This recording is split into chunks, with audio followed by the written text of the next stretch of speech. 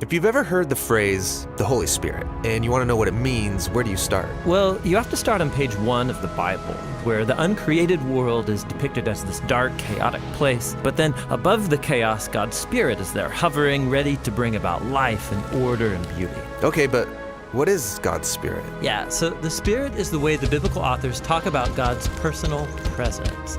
The Hebrew word is ruach. Ruach. Yeah, you gotta clear your throat at the end.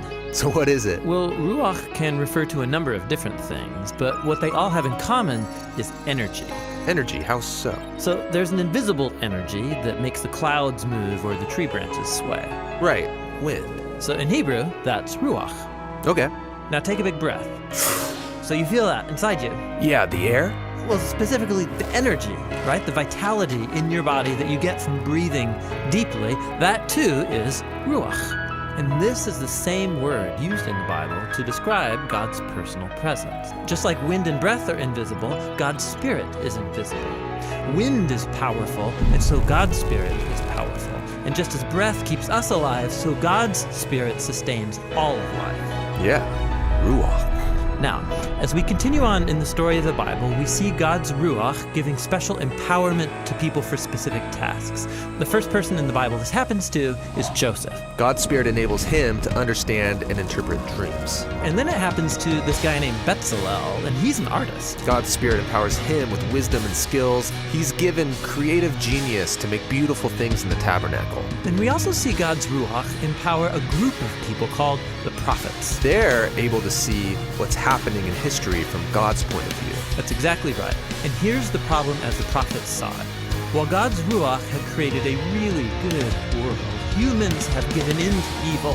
They've unleashed chaos into it through their injustice. A new type of disorder. Yes, and the prophet said the Spirit would come, just like in Genesis 1, but now to transform the human heart, to empower people to truly love God and others. How will this new act of God's Spirit happen?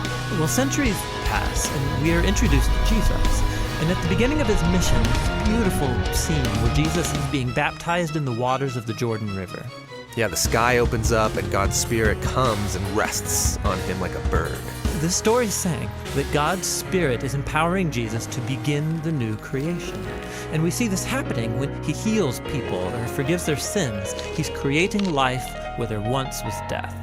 Now, Israel's religious leaders oppose Jesus, and they eventually have him killed. But even here, God's Spirit is at work.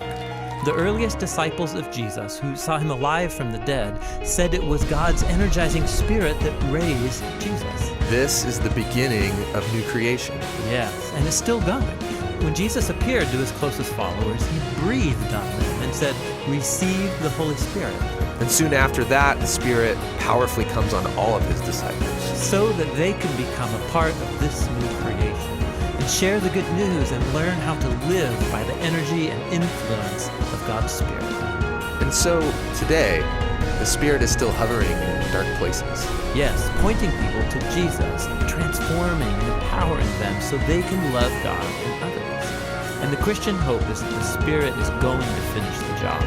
The story of the Bible ends with a vision of a new humanity, living in a new world that's permeated with God's love and life-giving Spirit.